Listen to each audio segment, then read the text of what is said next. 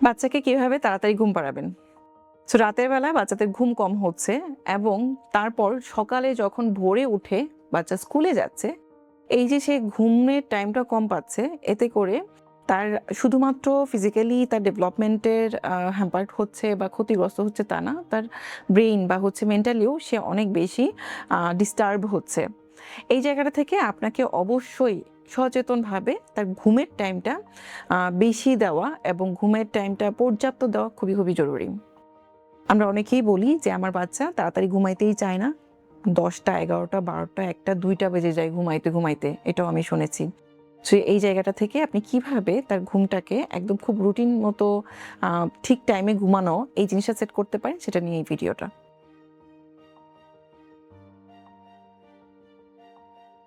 ১ম যে কাজটা করতে হবে সেটা হচ্ছে ঘুমের একটা নিয়ম তৈরি করা।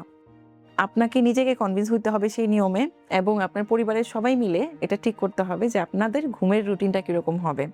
আপনারা যদি ডিসিশন নেন যে আপনাদের বাসায় সবাই মিলে আপনারা ১০টা থেকে ১১টার মধ্যে ঘুমিয়ে যাবেন এবং আপনার সন্তানকে বিশেষ করে ১০টার মধ্যে ঘুম পাড়িয়ে দিবেন, সেক্ষেত্রে অবশ্যই আপনাদের ঘুমের একটা নির্দিষ্ট রুটিন থাকবে এবং প্রতিদিন ওই নির্দিষ্ট সময়েই ঘুমাইতে যেতে হবে।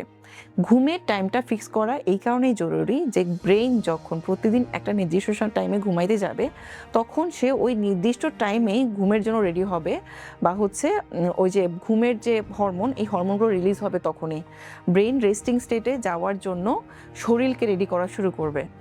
তাই এই জন্য অবশ্যই নির্দিষ্ট একটা সময়ে প্রতিদিন ঘুমাইতে যাইতে হবে।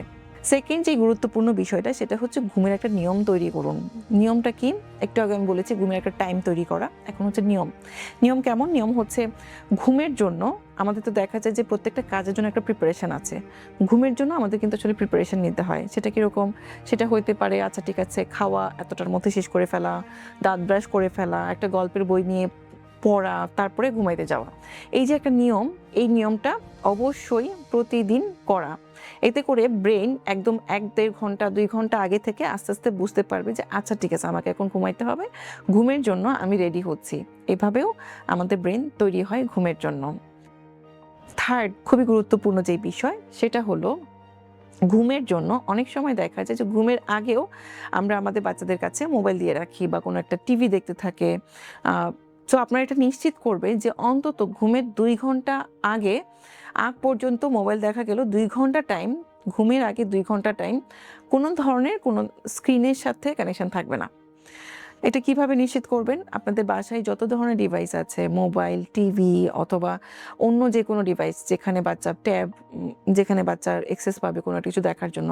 ব্রেইন যখন দেখবে যে অনেক লাইট, অনেক সাউন্ড বা এই ধরনের স্টিমুলেশন এই জিনিসগুলোতে সে এক্সাইটেড হয়ে থাকে। সে তখন ঘুমের জন্য রেডি হয় না।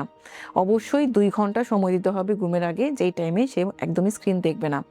এটার সাথে একইভাবে কানেক্টেড আরেকটা বিষয় হচ্ছে ঘুমের জন্য যখন আমরা রেডি হচ্ছি, আমাদের ব্রেইনকে রেডি করছি, তার আগে থেকেই আমাদের এক্সট্রা লাইট বা এক্সট্রা সাউন্ড এই জিনিসগুলো যাতে না থাকে সেটা নিশ্চিত করতে হবে। সেটা কেমন? ঘুমের আগেই বাসার পরিবেশটা একটু শান্ত করে ফেলা, সবাই তো ঠিকমতো খাওয়া-দাওয়া করে আগে থেকে রেডি হয়ে যাওয়া। অতিরিক্ত স্টিমুলেটিং এবং এক্সাইটিং যে কাজগুলো আছে, যে ধরনের খেলাগুলো আছে, খেলনাগুলো আছে, ওভার স্টিমুলেটিং যে গেমগুলো আছে সেগুলো একটু দূরে সরায় নেওয়া, গুছায় ফেলা। যেগুলো একটু লো স্টিমুলেটিং এবং ঘুমের জন্য পজিটিভভাবে কাজ করে যেমন বই-টই টাইপের জিনিসপত্র দেওয়া, লাইট, ঘরের লাইটগুলো, রুমের লাইট কমিয়ে দেওয়া। এভাবে আপনি আপনার সন্তানকে এবং বাসার সবাইকে আসলে ঘুমের জন্য রেডি করতে পারেন।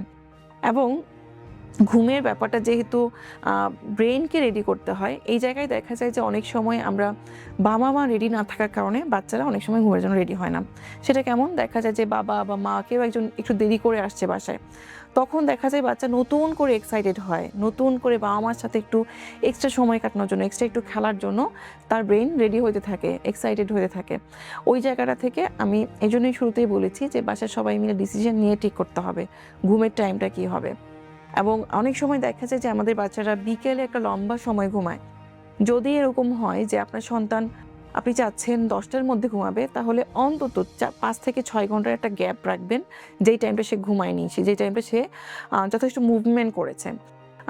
যদি এরকম হয় 10টার সময় ঘুমাবে, তাহলে অন্তত 4টা-5টার আগেই সে যাতে দিনের ডে টাইম ন্যাপ যেটাকে আমরা বলি সেটা হয়ে যায়, যাতে করে সে এই মাঝখানে ফাঁকা টাইমটাতে যথেষ্ট নড়াচড়া এবং মুভমেন্টের সুযোগ পায়।